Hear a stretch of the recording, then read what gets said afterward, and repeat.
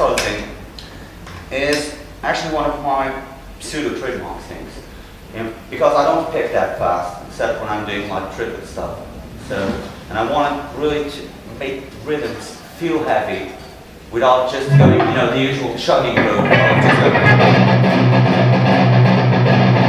This is fun and dandy, I have nothing against it, but I wanted something a bit different. So what I'm doing there, in that bit, is just pick twice and do a hammer-on from nowhere while you are holding string. You can actually do that on the 6th string. It actually sounds pretty cool as well. So it's just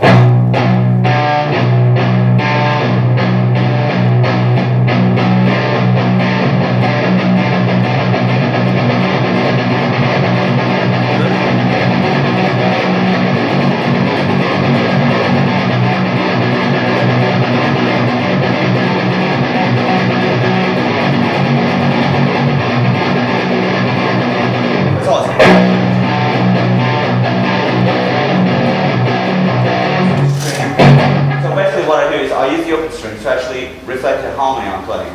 Because this is like C minor, right? So I double C, actually B minor, sorry. I'm doubling the B here. Now I'm going to raise this so I can actually capitalize on the third while keeping it at B minor. So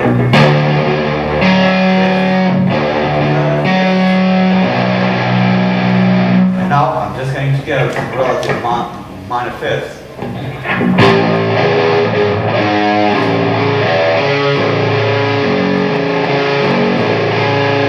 Relative major. So harmonically it needs to make sense. I mean, randomly wanking triplets will not work at all. The finest way to train this, I found, is not to take my approach directly, because the damping part is actually tricky as hell when you're doing this, because you have nothing to rely on when you lift the foot. It usually takes you being a bit more used to doing chordal tapping and stuff. So the sort of exercise I suggested them is actually a lot simpler and really teaches you the basics. It just isn't going, guilty, right? And go.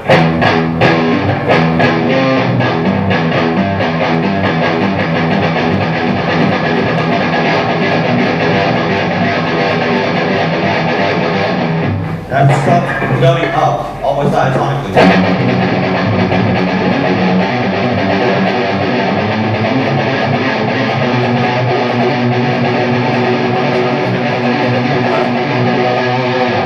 That's all there is. Just basically find a rhythmic cell that you want to really accentuate. And then, basically, and then you use the hammer-on from nowhere, actually creates a different accent than just going there and slamming everything, which works great in traditional metal approaches, but I'm not exactly a traditional metal guitarist. I got a little bored with that a while ago, and I really like to play with all the classic stuff, but it's really not for me. So that's basically it.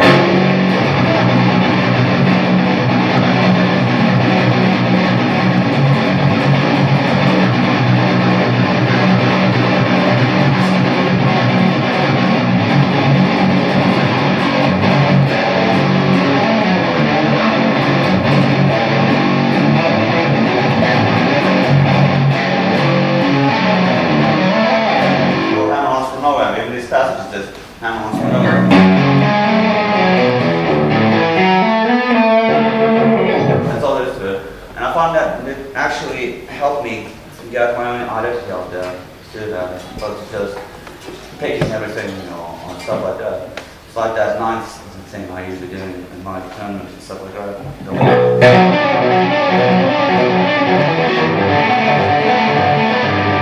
Or in Retribution, you actually listen to a different technical which goes all the way.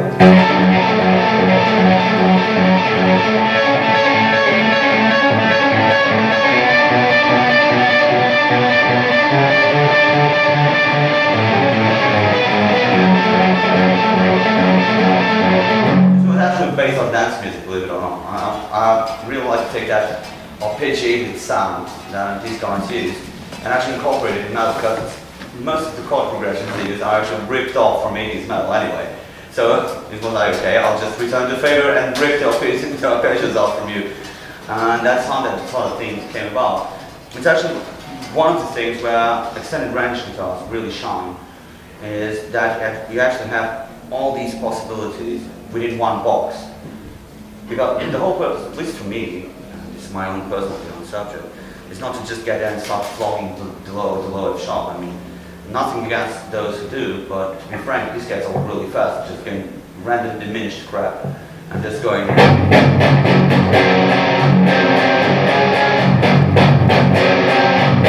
Yeah, right, it's heavy, thank you. It's you and the other 1,400 bands doing the very same thing, the very same diminished progressions, and there's a lot to sort of stuff.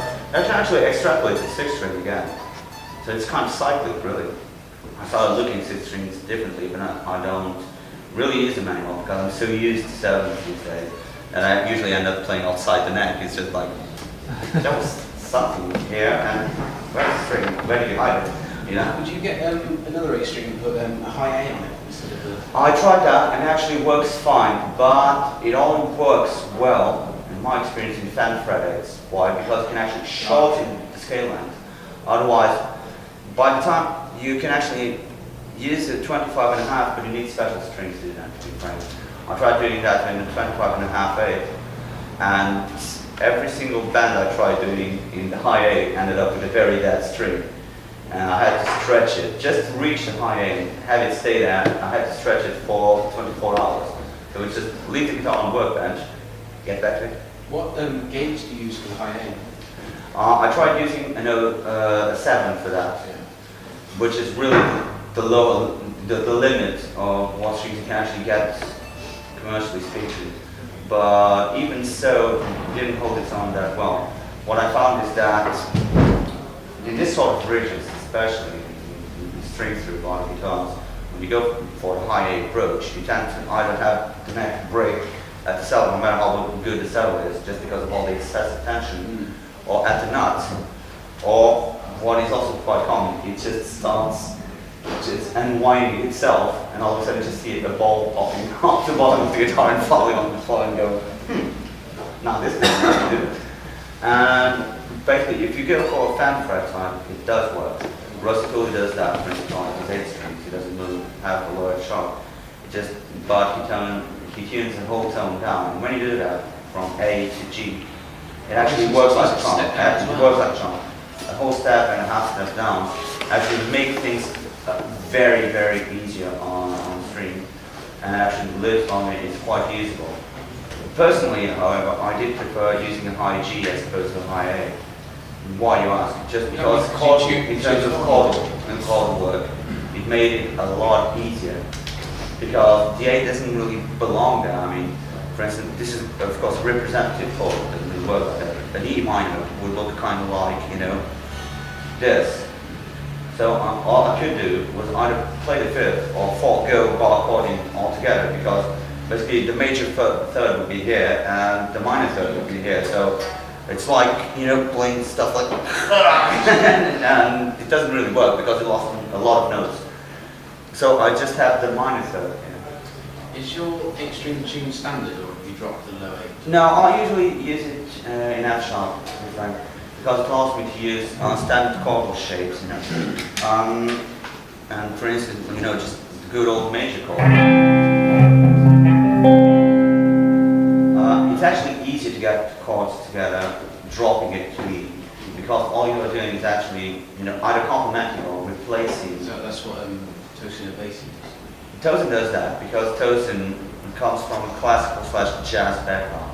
Okay, so what Tosin wants to do is to have the perfect fifth cycle, just shove in 3 strings. So you can actually have root, fifth, root, and cycle it, and then when cycling to the fourths, which he does that a lot, or the fourth cycle and stuff, what he has to do is to move the finger down 1 fret. It's all there again. This is E, B, and E. It's E, B, yeah, the rest is standard. It's basically a standard 2 and 8 string with a drop key. So it basically does a lot of standard. It just replaces the E string with this. But actually, it's quite useful. Don't try doing this with an A string and a gauge below 80. It sounds like, yeah, this is an 80. So that you actually get a lot of really thick chords like.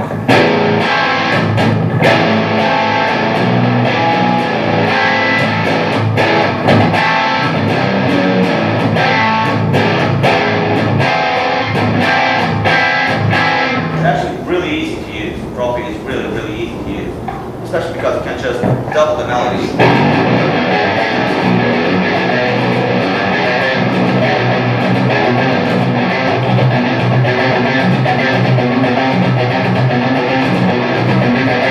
And you don't really need to think about it because it's all also familiar history you'll want to know. I haven't actually written songs in rock yet. Just didn't feel like it. Because basically the regular tuning just